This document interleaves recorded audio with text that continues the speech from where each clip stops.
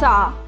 बागलाण तालुक्यातील मांगीतुंगी येथील प्रसिद्ध दिगंबर जैन तीर्थक्षेत्र पर्वतावर पर्यटक दारूसह विविध नशा करून मांसाहार करत असल्याने येथील पावित्र्य नष्ट करताना आढळून येत आहेत। या गैरप्रकारावर त्वरित आळा घालून दोषींवर कडक कारवाई करावी अशी मागणी तीर्थक्षेत्रावर चातुर्मासासाठी विराजमान असलेले श्री 108 महिमा सागरजी महाराज व त्यांच्या संघाने केली आहे। सर्व गोष्टींवर आळा न बसल्यास अन्नत्याग करण्याचाही त्यांनी इशारा दिलाय। साधू संत यांनी दिलेला इशारा जैन समाजाच्या भावनांना ठेच पोहोचल्यानं स्थानिक ट्रस्ट प्रशासनाने अशी हुल्लडबाजी करणाऱ्या तरुणींना मांगीतुंगी तीर्थक्षेत्र पर्वतावर जाण्यास सक्त मनाई केलेली आहे। सध्या पावसाळा सुरू असल्यानं मांगीतुंगी तीर्थक्षेत्रासह पर्वतावर नशा करून सोबत नशेचे पदार्थ घेऊन येणाऱ्या पर्यटकांमध्ये मोठ्या प्रमाणात वाढ झाली आहे। सदर पर्यटकांना स्थानिक ट्रस्ट कमिटी व सुरक्षा रक्षक चौकशी करून सूचना देत असताना अनेक वेळा त्यांच्याशीही वाद होत आहेत।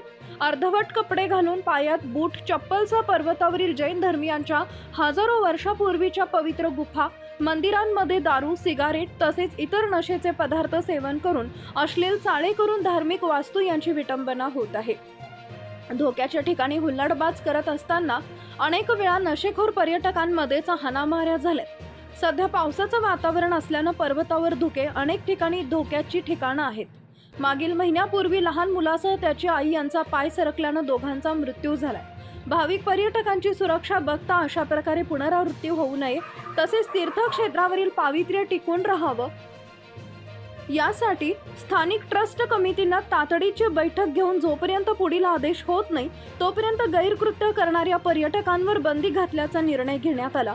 पर्वतावर फक्त त्यागी संत पुजारी यांनाच जाण्याची परवानगी असणार आहे। यावेळी ट्रस्टचे अध्यक्ष सुमेर कुमार काले, महामंत्री डॉक्टर उपेंद्र लाड, मोहन जैन, वर्धमान पांडे, कैलास चांदीवाल, प्रवीण पहाडे, राजू बडजाते, प्रदीप ठोळे, महेंद्र जैन, प्रमोद अजमेरा, किशोर शहा, सतीश जैन, रमेश गंगवाल, महावीर पांडे, किरण जैन, जितू जैन उपस्थित होते।